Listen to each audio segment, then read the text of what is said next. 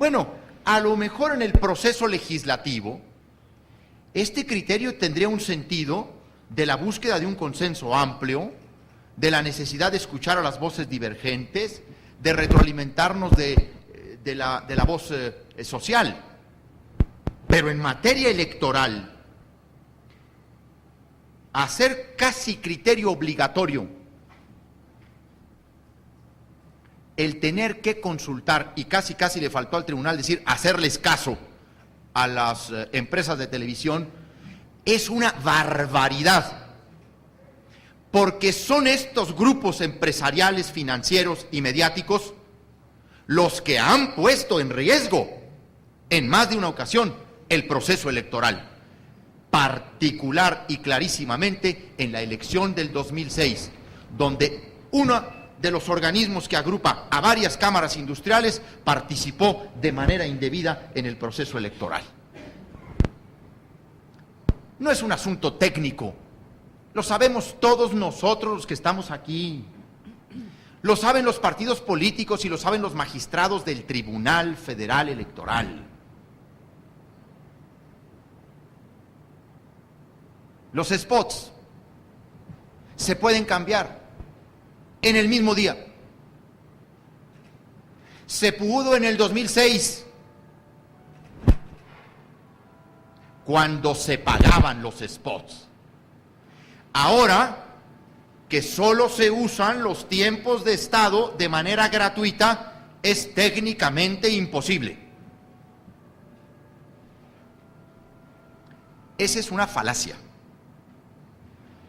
Yo creo que Raúl Trejo del Arbre, que ya se ha incorporado a esta asamblea informativa,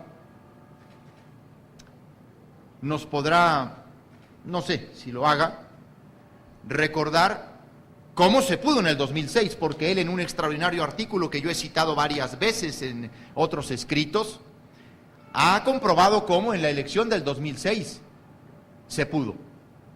Incluso yo estoy ahora integrando un testigo digital de cómo se ha podido en el mismo día.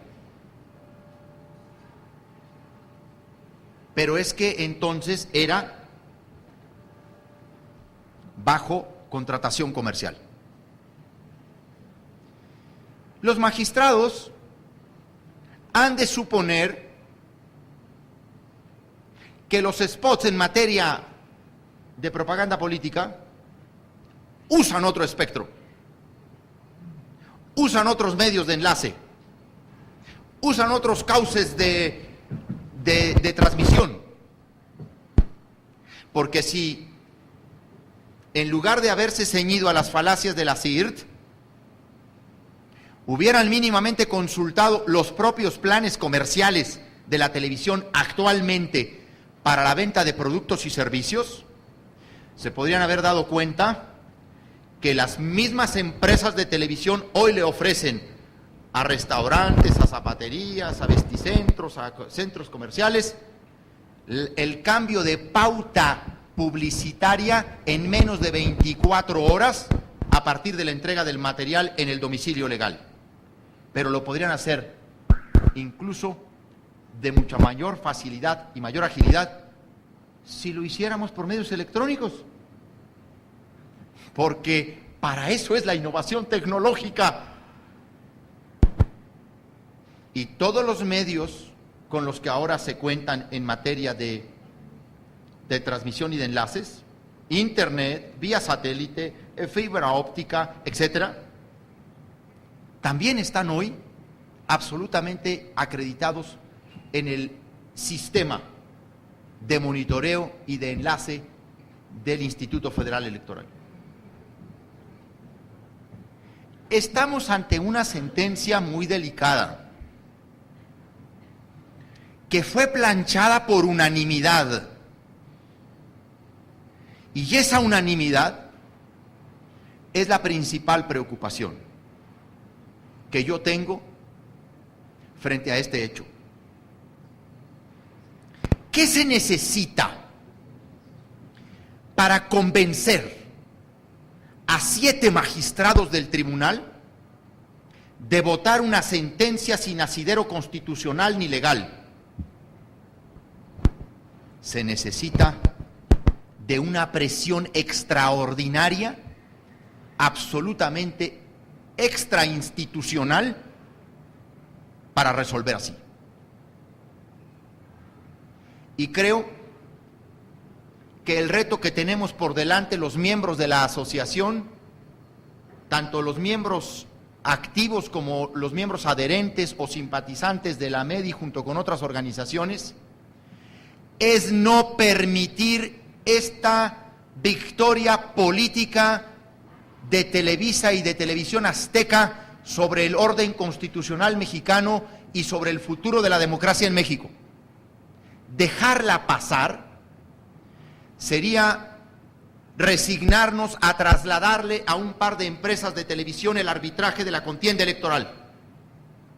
Asumir que son ellos, y nada más ellos, la arena en la que se va a disputar y a resolver esas disputas y la interpretación de esas disputas. Porque no es la primera vez que el TRIFE lo hace. Las sentencias más absurdas, las más escandalosamente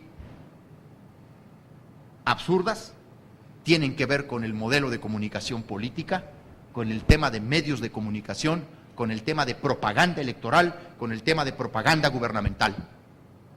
Pues ahí no tenemos la reciente sentencia del tribunal donde que Peña Nieto, de la difusión nacional de sus spots con motivo del quinto informe, y en donde terminó diciendo que el 134 se le aplica a los particulares, no a las autoridades, como si la ley de cultos se la tuviéramos que aplicar a los feligreses y no a los curas, o al que vaya pasando por enfrente de la iglesia, del templo.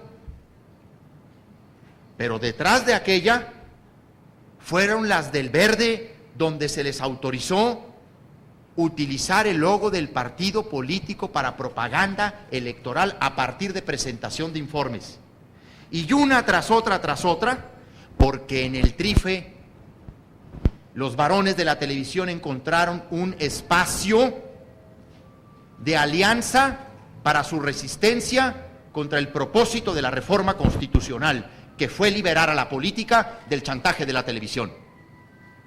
Es la hora de cerrar filas con el Instituto Federal Electoral.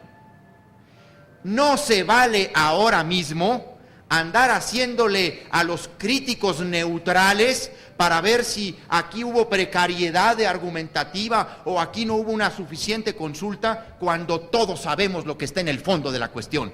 No es posible autoengañarnos, solo nutrimos a los adversarios cuando les damos mínimos ideas o argumentos para seguir debilitando a una institución que es el fruto más importante del proceso democratizador de México.